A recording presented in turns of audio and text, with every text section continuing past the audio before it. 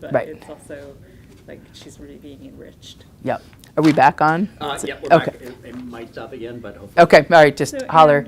can you tell us about your perceptions of how Beyond Book Smart invests in its coaches? Yeah.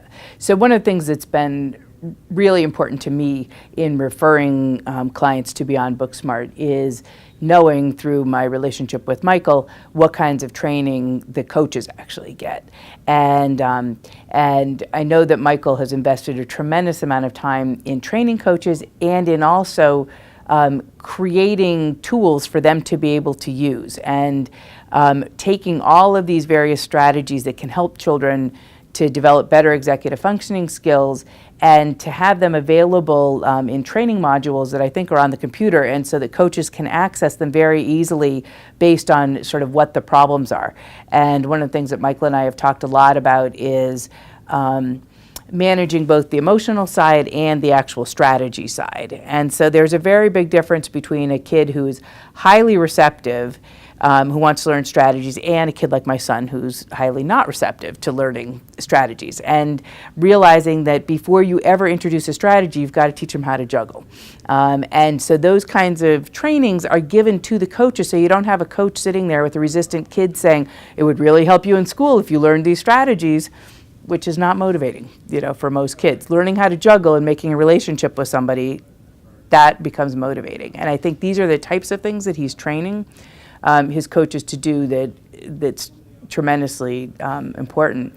And I should also just add as a highlight, I think I've referred 3 or 4 people to Beyond Booksmart to become coaches. So 3 or 4 people that I've known who have been special educators, speech language people, who have been saying, hey, Ann, do you have any ideas, about my next gig, or I want to take on some extra work? And I've said, call Michael Delman, and every single one of them is working for him now and loves it. And I think what they love is that they're getting enriched this way. They're learning these new strategies and getting to work with a really great group of people. So that also tells me that they're doing something right over there. Absolutely. And is it okay if we move on? We've already Sure, touched yeah. on some impacts, but do you have any vignettes of clients who've actually said specific things to you about Beyond Booksmart that you want to say? Yeah, nothing really jumped out. I mean, I just have the Okay. generic, it was great, it was helpful. Yeah. And we've already covered what's happened for Ian, which is lovely. And if you could convey one thing to another leader of a neuropsychology practice about using Beyond Booksmart, what is it that you would want to tell them? Yeah. So I'm kind of a big proselytizer of Beyond Booksmart, and frequently am sharing with other colleagues and asking them, when you have kids with executive functioning problems, which now of course is the big buzzword in neuropsychology, and everybody's becoming aware of what these issues are, and saying, who do you refer to? What do you do? And I always use it as an entree so that I can talk to people about Beyond Booksmart. And what I try to convey to my colleagues is that it's like, this is the real deal. These are the people who actually really understand what they're doing. They're not going to charge, $100 an hour to teach your child how to color code, their math into a green folder and their social studies into a blue folder, things that just about anybody could do. But that they're really working at a much deeper level with the problems that we see, which is, I would put under the category of sort of cognitive organization, which is like, how do you organize information that's coming in, or how do you organize an approach to a task?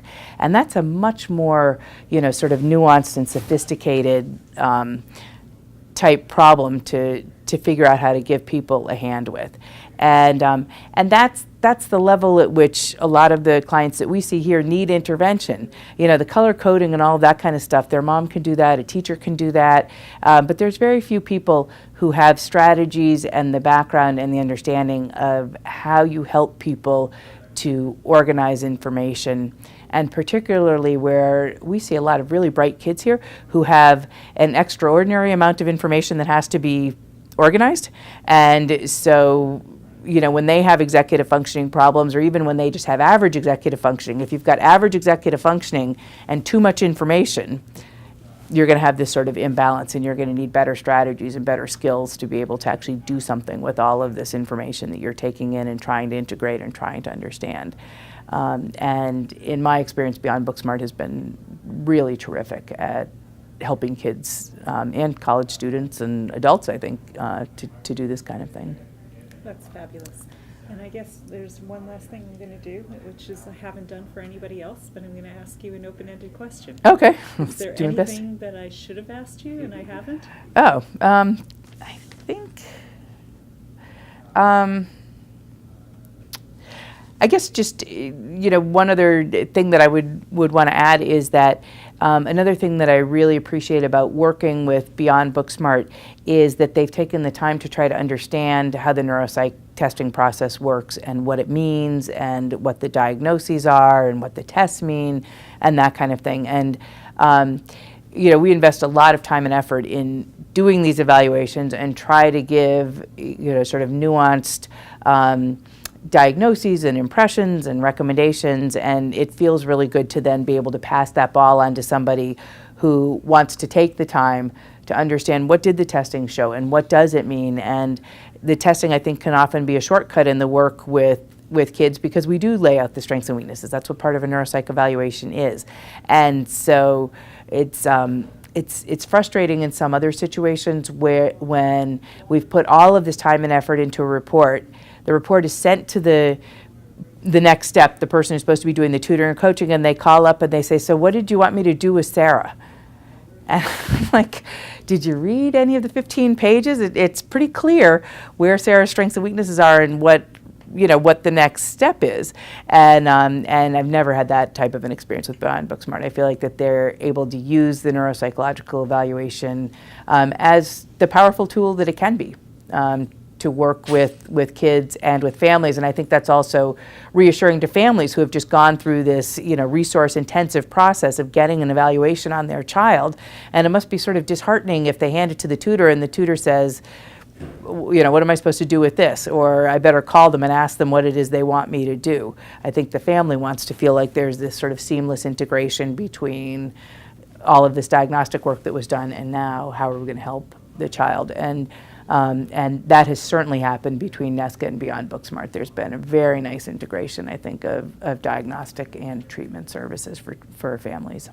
That's fantastic. As a parent, I've been frustrated when camps insist on getting the neuropsych. If Yeah. you tell that you've got a 504 accommodation or an IEP, and then they totally don't do anything with it. They right. don't even brief the counselors, or Yeah. they don't know what they're doing. That's right. Or my temple requires